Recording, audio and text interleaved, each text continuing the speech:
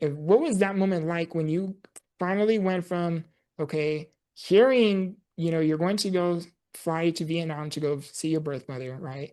To then now arriving to the airport, and as the steps and the seconds were getting closer and closer to that very moment, what did that genuinely mean for you?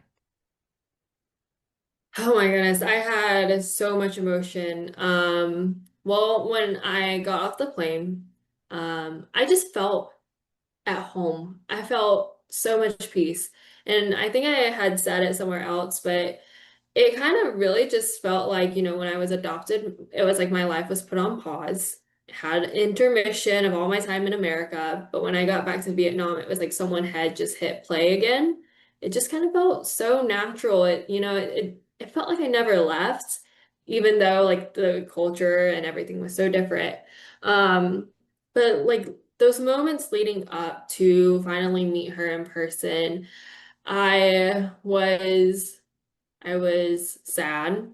I was I was worried. I think like I know a lot of times, especially when that video came out, I was so afraid that people were going to be like, I don't think she has any emotion. She's not really saying anything, you know. But I'm such a person who always knows what to say, always can, come back with something. But in that moment, I just had no words. I was so anxious because at the end of the day, I was just everything that I had been doing since I was a child was to make her proud. I just wanted, wherever she was in the world, I just wanted to make her proud. And when it came to like driving to her house, I was like, I I hope she loves me. I hope she's proud of me. I was like, I'm not gonna cry. I'm not gonna cry in the car. So I was just like staring straight. I was like, I'm just going to focus on this car seat in front of me. I'm not going to.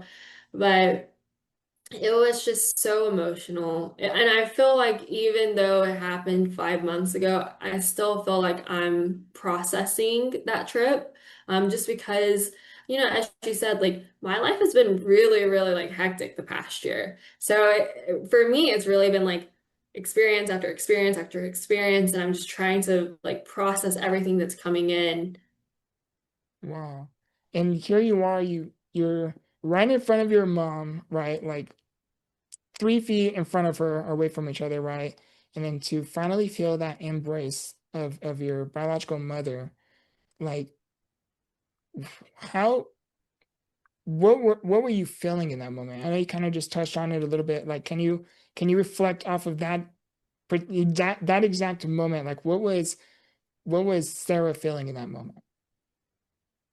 My feeling in that moment was, this is what I've been looking for my whole life. This is what I needed.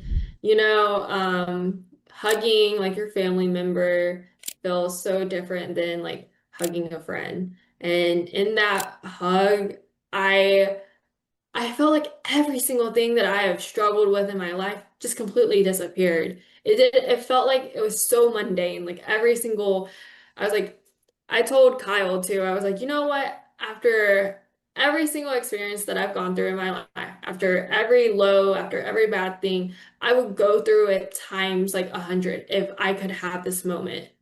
I was like, I didn't care about, all these other outside things. Hugging her was, I felt so loved. Like I've always felt loved by my adopted family. I've never saw them as anything but my actual family. Wow. But when we hugged, I I just felt like this unconditional love, and I had never experienced that before. Wow. It's such a beautiful moment. And something that really, really touched me too is you said it was something along the lines of something that would help you keep going. Is you said you would leave voice notes in your Hmm. phone as if your mother was listening to it or on the other end, right? Can you don't have to get too in detail if you don't want to, but can you like share what one of those voice messages may have been along the lines of? If you're comfortable Yeah. sharing that.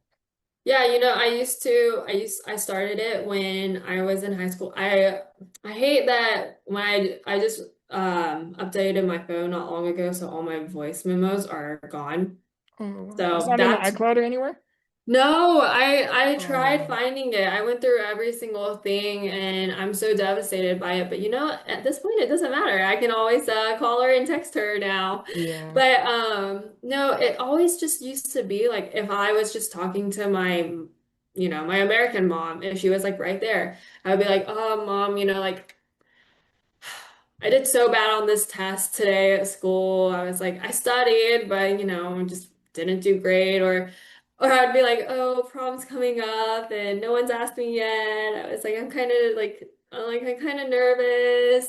Or like even after a breakup, I'd leave a voice memo. I'd be like, yeah, I'd be like crying in my voice memo. I was like, Mom, I wish you were here right now. Like I wish, I could hug you. I hope I'm making you proud wherever you are. But it really was just like having a normal conversation with her, like if she was there. And like I did that with her, but like I also do that in like my faith too. Like I write letters to God as if he were, reading them every single night. Oh, that's But cool. but yeah, no, it gave me that closeness that it really did. It just felt like, she was just sitting across from me, just like listening to everything.